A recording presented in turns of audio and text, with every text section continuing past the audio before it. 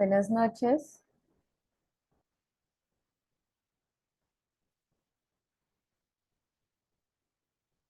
El día de hoy vamos a realizar la actividad de la unidad de telesalud correspondiente a la presentación de crisis adrenal.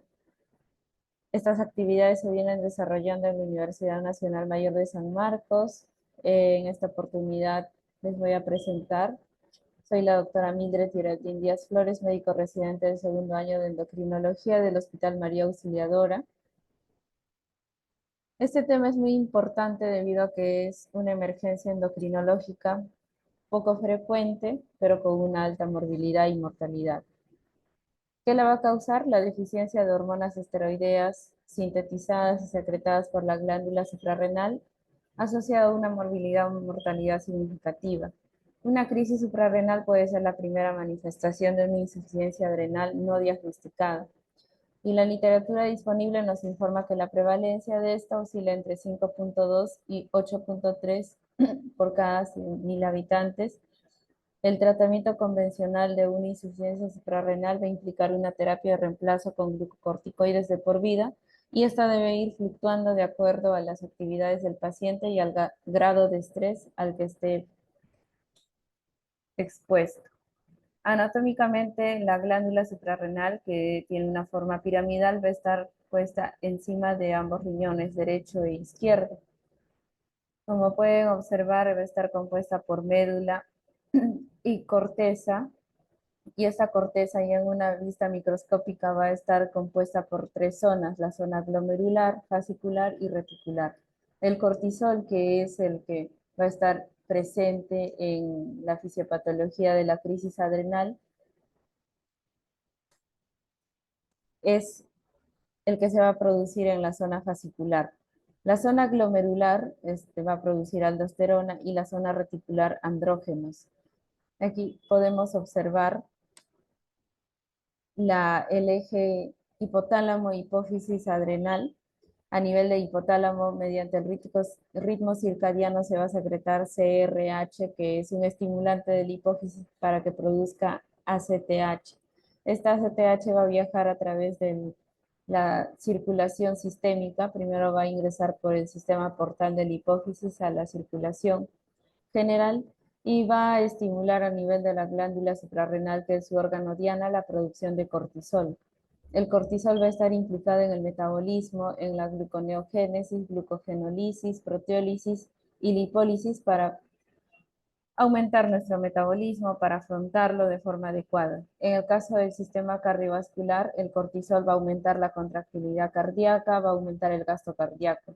Si nos damos cuenta, en situaciones de estrés va a haber una mayor producción de CRH, que puede producir el estrés, la hipoglucemia, hipotensión, fiebre, alguna cirugía o un traumatismo. En el caso de ACTH, en la pars intermedia también podemos secretar MSH. ¿Y cuál es su precursor de ambos? La propiomelanocortina. Ya a la derecha podemos observar el ciclo renina-angiotensina-aldosterona. Quiere decir de que no va a estar mediada por ACTH en un 100%, sino en un mínimo porcentaje, aproximadamente 5%, porque su regulación va a ser mediada por renina, aldosterona y la producción de angiotensina, a partir del angiotensinógeno que se produce en el hígado. Con esto vamos a regular la presión arterial, la acción de los beta-adrenérgicos y de las prostaglandinas. Entonces, cualquier alteración a nivel del eje puede conllevar a una falla adrenal, pero no va a haber una alteración de aldosterona. En cambio, si es que el daño es en la glándula diana, o sea, en la misma glándula suprarrenal, va a estar completamente alterado tanto el eje de la aldosterona como el del cortisol. Lo que tenemos que tener en cuenta es que siempre debe haber un equilibrio entre la necesidad y la disponibilidad. Si necesito una gran cantidad de cortisol y no es disponible, entonces vamos a comenzar con la sintomatología.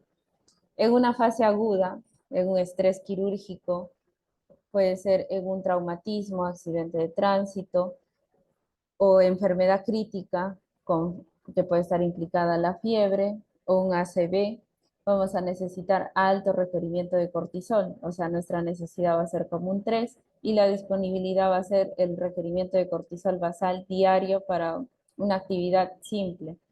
Entonces vamos a tener una alteración del eje hipotálamo hipoficiario que supuestamente estaba normal.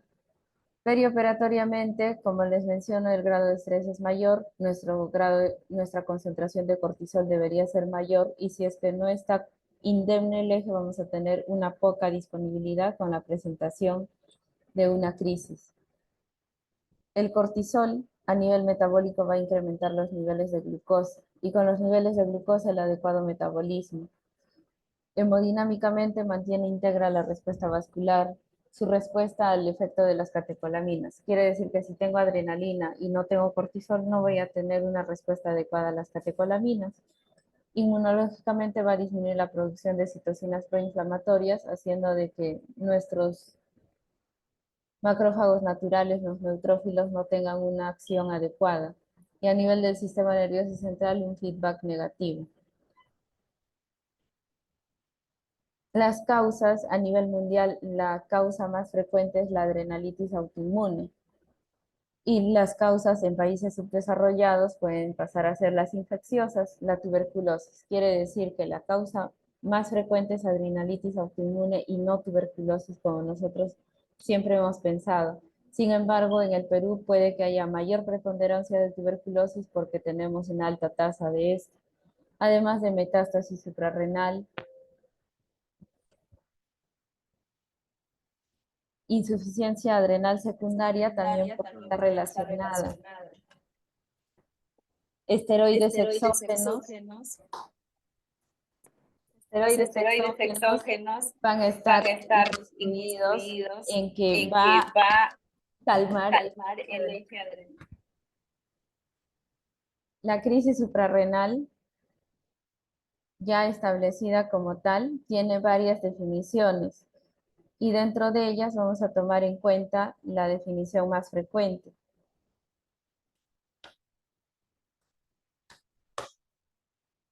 El deterioro importante de la salud general con al menos 2 de los siguientes síntomas: hipotensión, náuseas, vómitos, fatiga intensa, que haya hipoglicemia. 2 de ellos, los más importantes, son hipotensión e hipoglucemia. Los otros síntomas son inespecíficos: náuseas, vómitos, fatiga, fiebre, somnolencia, son muy inespecíficos y no van a ser suficientes para el diagnóstico. Otra es que la crisis adrenal es una emergencia médica con hipotensión, síntomas abdominales agudos marcados, asociado a anomalías en laboratorio, y el tratamiento debe ser inmediato. Quiere decir que esta definición sería posterior al inicio del tratamiento, porque normalmente no podemos hacer un dosaje de cortisol inmediato y hasta esperar no podemos posponer el tratamiento. Además de que es un deterioro agudo en un paciente con insuficiencia suprarrenal. Como les mencionaba, no necesariamente va a tener el diagnóstico para que ingrese en una crisis adrenal, sino que esta puede ser la primera manifestación de esta enfermedad. Clínicamente, la insuficiencia suprarrenal va a estar presentada por síntomas como fatiga, pérdida de peso, anorexia, dolor abdominal y signos como hiperpigmentación, hipotensión ortostática.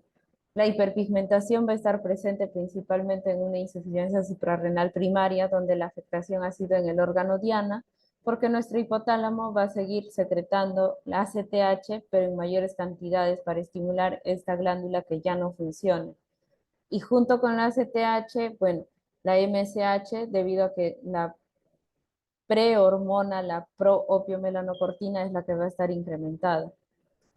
Hipotensión ortostática, también va a estar disminuida la presión arterial porque hay un compromiso de aldosterona. En la crisis podemos tener pacientes con síncope, fatiga marcada, dolor abdominal, hiporexia, náuseas, vómitos, que tengan hipotensión, trastorno de sensorio e hipoglucemia. 50% de estos pacientes van a estar diagnosticados dentro de los primeros 6 meses y más del 20% van a tener hasta 5 años todos los síntomas antes de haber sido diagnosticados de una crisis adrenal.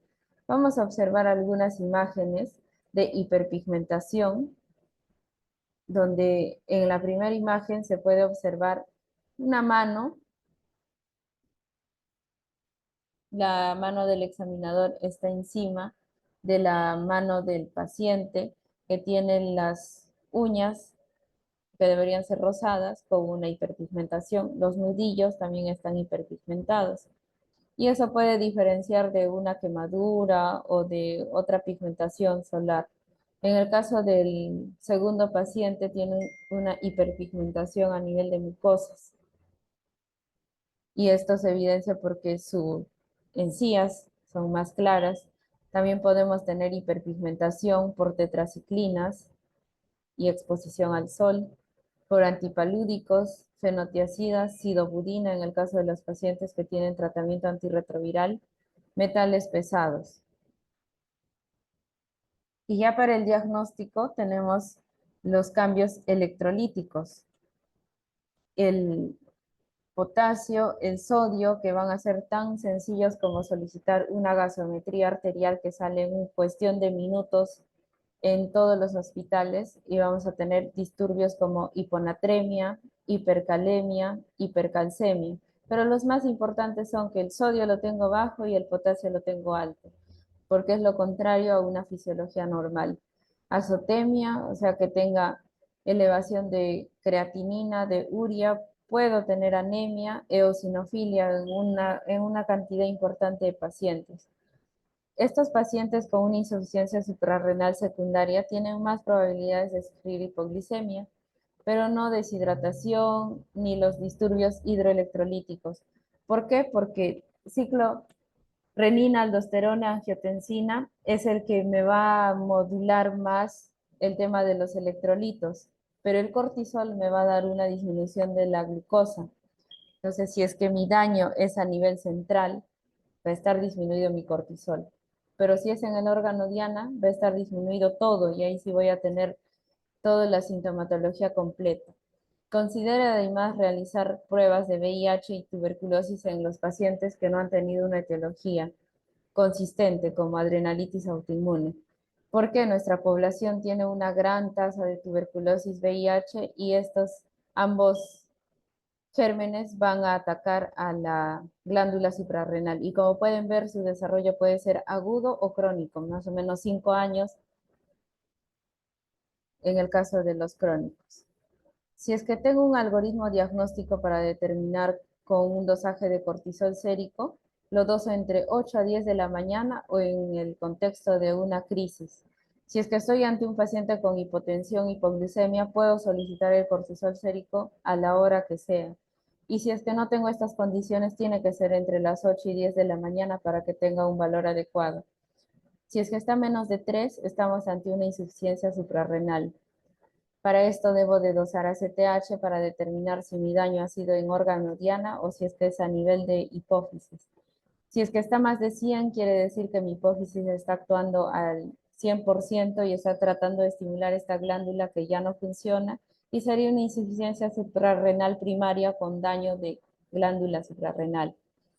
Posterior a ello, ya tengo que determinar el diagnóstico etiológico, que han podido ser anticuerpos, causa más frecuente, adrenalitis autoinmune, o puede ser por infecciones como VIH, tuberculosis, además de otras causas como tumores que pueden ser ya tumores propios de la glándula o pueden ser metástasis. Para esto una tomografía o resonancia de abdomen y pelvis.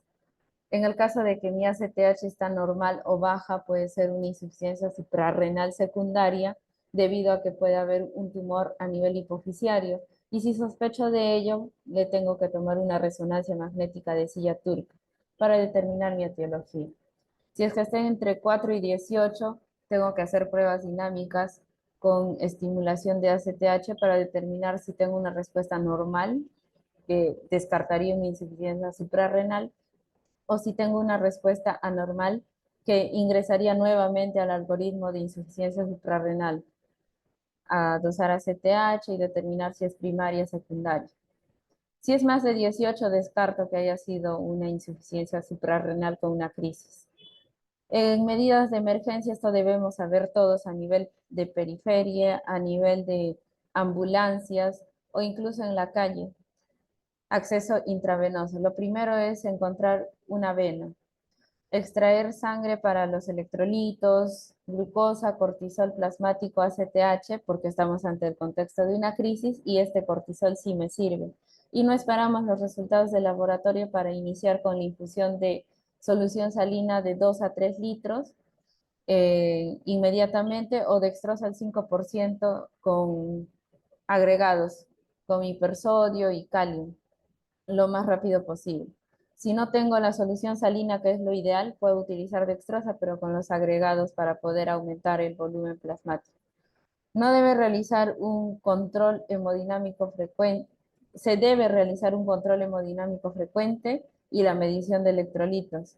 No debe esperar en introducir mucho líquido porque podemos generar una sobrecarga de líquidos iatrogénica. Solo debe ser 2 a 3 litros, estabilizamos al paciente, inmediatamente ya debemos tener a la mano hidrocortisona para administrar un bolo de 100 miligramos seguido de 50 cada 6 horas o en el mejor de los casos una bomba de infusión con 200 miligramos distribuido en 24 horas de forma endovenosa.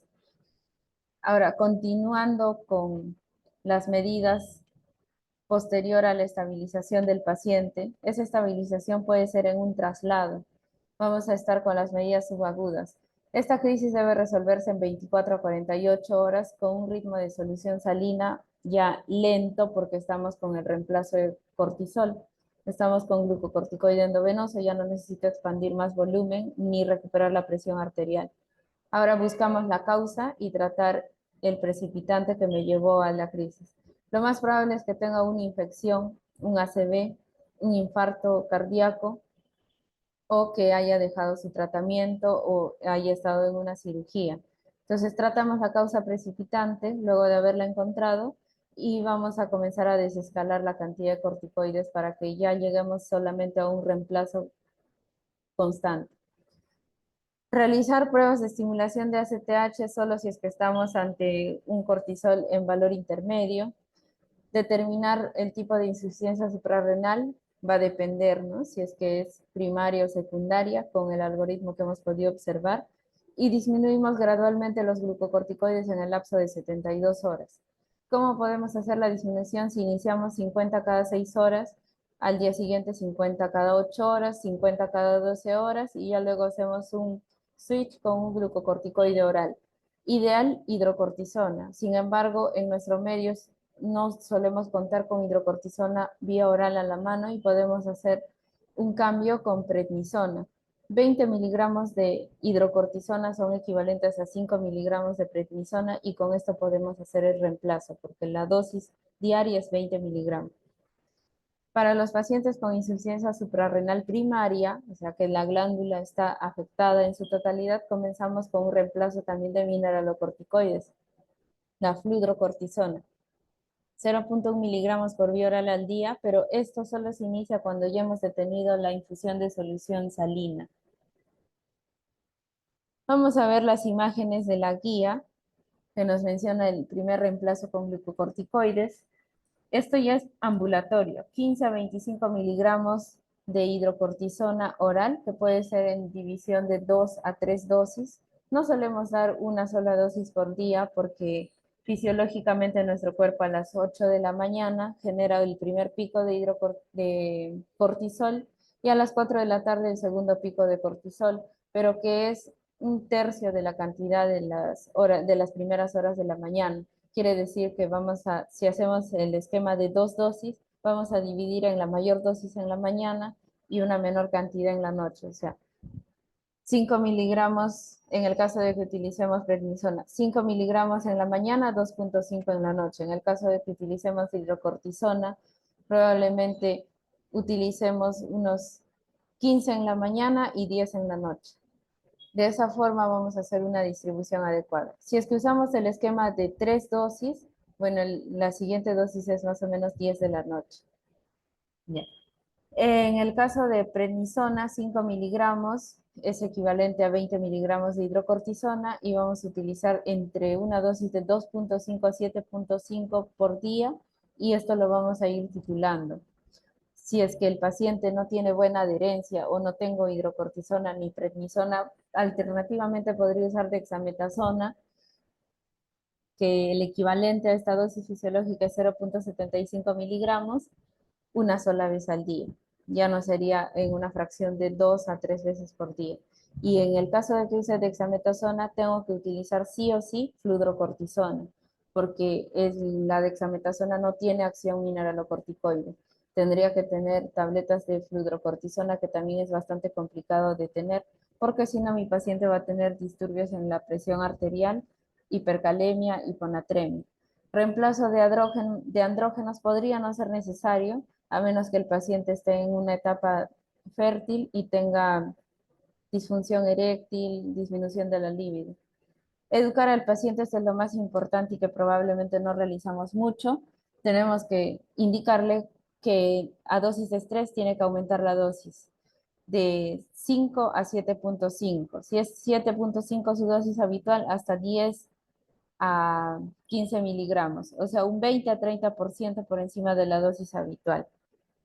Y además deberían llevar una pulsera para determinar que el paciente tiene una insuficiencia suprarrenal primaria o secundaria y que el paramédico pueda inmediatamente administrar una dosis de estrés de 50 a 100 miligramos de hidrocortisona como emergencia y trasladarlo a un hospital con una infusión de solución salina, disminuyendo bastante la mortalidad. En el caso de que utilice fármacos inductores del CYP3A4 a nivel hepático, como la carbamazepina, hierba de San Juan, mitotano o rifampicina, vamos a requerir dosis más altas. En este pequeño cuadro podemos observar cómo vemos la potencia mineralocorticoide. Si dexametasona no tiene ninguna potencia mineralocorticoide, más tiene una acción antiinflamatoria. En cambio, el cortisol, su potencia antiinflamatoria es menor, similar a la prednisona, que bueno, es 4, y las dosis equivalentes. 20 de cortisol es similar a 0.75 de dexametasona e igual a prednisona en 5 miligramos. Concluyendo, es una emergencia endocrinológica. Como primera presentación, en sospecha de un cuadro de shock con hipoglicemia refractarios a tratamiento para estos cuadros, tener en cuenta siempre la equivalencia de los corticoides, desescalar el uso crónico de corticosteroides considerando situaciones de estrés. Este desescalamiento, en el caso de que haya habido una administración crónica, puede durar 1 a 2 años. Las pautas recomiendan que todos los pacientes deben llevar tarjetas de emergencia de esteroides y además deben llevar un inyectable a la mano en el caso de que estén expuestos a una situación de estrés con un desenlace de crisis adrenal. Eso sería todo. Gracias.